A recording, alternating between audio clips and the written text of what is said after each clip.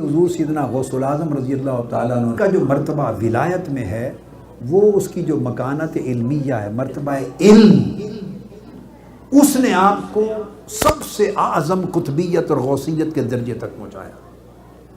اب آپ کے اپنے کلام پر غور کریں، آپ نے فرمایا درست العلم حتی صرت قطبا ونلت السعد من مولا الموالی۔ فرمایا میں علم حاصل کرتا گیا، کیا؟ علم حاصل کرتا گیا، طریق علم پہ چلتا گیا۔ جیسے ایک بات علامہ صادق قریشی نے بتائی نا، طریق صدق، یہ ایک باب ہے آپ کا، اور یہ ولایت میں اونچا جانے کا یہ دوسرا باب ہے۔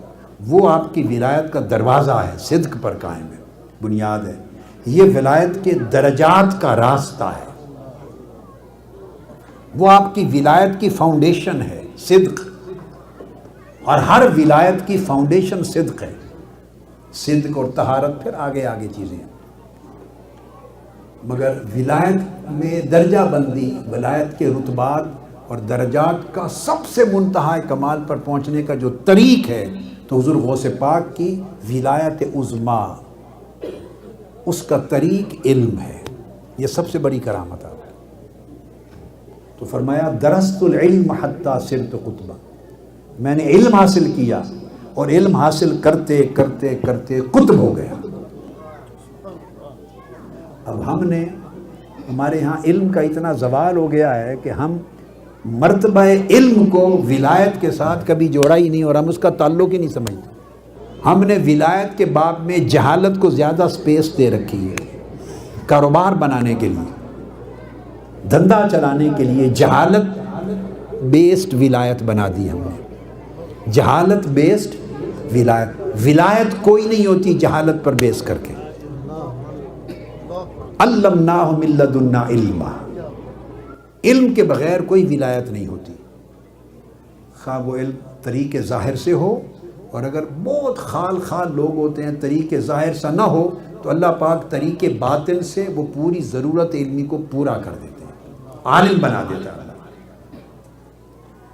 جیسے خضر علیہ السلام، وہ کسی اور بندے سے یا مدرسہ سے پڑھے ہوئے نہیں، مگر اللہ پاک کبھی طریقے ہیں مختلف عطا کر دیتا، تو علم کے ذریعے ولایت کے آخری مرتبے تک پہنچے۔ تو حضور سیدنا غوث الاعظم رضی اللہ تعالیٰ عنہ 488 ہجری میں بغداد میں پہنچے۔ کس سن میں؟ بغداد میں آپ کا ورود یعنی پہنچنا 488 ہجری میں ہوا ہے، اور وہاں پہنچنے کے بعد آپ نے وصال ہوئے آپ کا 561 میں۔ 460 ہجری یا 461 ہجری یہ آپ کی ولادت کا سن ہے۔ 40 سال آپ نے بغداد کے منبر پہ کھڑے ہو کے لوگوں کا خطبہ علمی دیا ہے۔ یہ جو گوشے تھے میں جلدی اینڈ پر بیان کرنا چاہتا ہوں۔ کتنے سال علم تقسیم کیا ہے آپ نے، علم 40 سال۔ 521 سے آپ نے خطبہ دینا شروع کیا ہے، 521 ہجری میں، اور 561 ہجری تک 40 سال آپ نے باب الشیخ، اب اس جگہ کا نام ہے جو آپ کا مدرسہ تھا، آپ نے اس مقام پر بغداد کے اس منبر پہ آپ نے 40 سال خطبہ دیا ہے اور علم تقسیم کیا، علم کی خیرات۔ اور آپ ہفتے میں 3 دن خطاب فرماتے تھے، ہفتے میں 3 دن خطاب فرماتے تھے، جمعہ کے دن، اتوار کے دن، منگل کے دن۔ جمعہ کو جمعہ سے قبل، اتوار کی صبح اور منگل کو شام، ہفتے میں 3 دن آپ خطاب فرماتے، اور 7 دن آپ علم پڑھاتے تھے، آپ خود پڑھاتے تھے۔ He was a teacher, he was a professor, وہ شیخ تھے، استاذ تھے، مدرس تھے۔ 7 دن آپ پڑھاتے، 3 دن خطاب فرماتے۔ خطاب کی مجلس میں 70,000 سے لے کر 1,00,000 تک افراد شریک ہوتے۔ اتنا بڑا اجتماع ہر ہفتے میں 3 دن آپ کے حضور استفادہ علمی کرنے والوں کا ہوتا.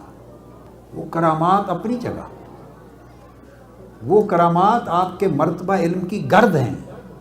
یہ جو فرمایا قدمی حاضی علی رقبت کل ولی اللہ، میرا گردن ہر ولی کی گردن، میرا قدم ہر ولی کی گردن پر ہے، یہ جو رتبہ ولایت ہے اس کا طریق علم ہے، اس کا طریق علم ہے. اس وجہ سے آپ کو محی الدین کہتے ہیں. کرامتوں سے دین کو زندہ نہیں کیا آپ نے، علم سے دین کو زندہ کیا ہے. دین کو زندہ کیا، آپ کا لقب محی الدین بنا.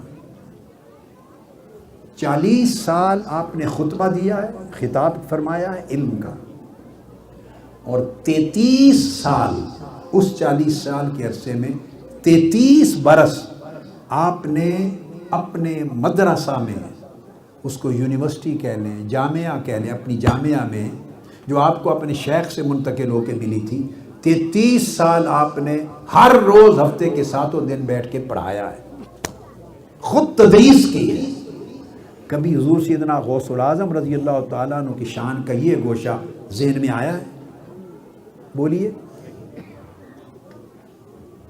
33 برس 528 ہجری سے لے کر 561 ہجری تک 33 سال آپ نے تدریس کی ہے، پڑھایا ہے، اور 40 سال کا پورا عرصہ آپ نے خطاب فرمایا.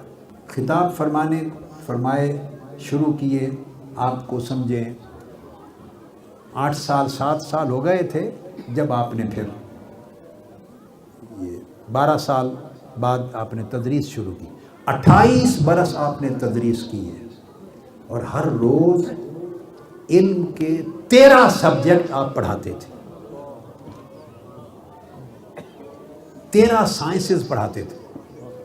سب سے پہلے صبح قرآن مجید کی تفسیر پڑھاتے تھے، اس کے بعد حدیث پاک پڑھاتے تھے، پھر فقہ پڑھاتے تھے، پھر عقیدہ پڑھاتے تھے، اور پھر تصوف اور معرفت، اور اعلیٰ حاصل قیاس، ادب اور نحو اور لغت اور بلاغت تک پڑھاتے تھے. 13 علوم سیدنا غوث العظم رضی اللہ تعالیٰ عنہ ہر روز طلباء کو جو استفادہ کرنے آتے ان سے پڑھاتے تھے. اور بڑے بڑے اکابر، اور آپ کی 70,000 سے 1,00,000 سامعین کی جو مجلس ہوتی عمومی، اس مجلس میں 400 کے قریب علماء یا کاتب بیٹھ کے آپ کے خطاب میں سے علم کو لکھتے تھے. 400 کتاب کاتب لکھتے تھے. اتنا ذخیرہ ہوتا تھا علم کا. اور جو براہ راست پڑھاتے، بڑے بڑے اکابر علماء محدثین اور فقہا آپ کے زمانے کے آپ سے پڑھتے. امام ابن قدامہ المقدسی آپ فتویٰ دیتے.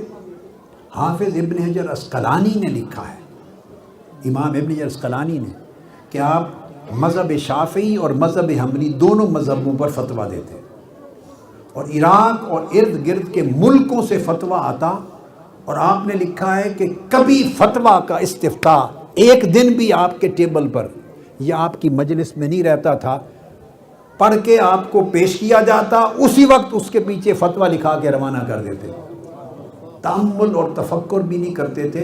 علم اتنا مستحضر رہتا تھا، اتنا حاضر رہتا تھا. علم پر اتنا تمکن تھا، علم پر اتنی مضبوطی تھی، دسترسی، گہرائی تھی، گہرائی تھی کہ ایک دن بھی وقفہ نہیں فرماتے تھے. ایک مرتبہ 100 فقہا، کیا 100 فقہا چوٹی کے، ان کی سمجھ میں نہیں آتا تھا کہ یہ اتنا علم ان کو آتا کہاں سے ہے. کتابیں ہم بھی پڑھتے ہیں، مدارس میں ہم بھی جاتے ہیں، مطالعہ ہم بھی کرتے ہیں، یہ علم کہاں سے ان کا ورود ہوتا ہے، ان کے علم کا اور ان کے نزول ہوتا ہے.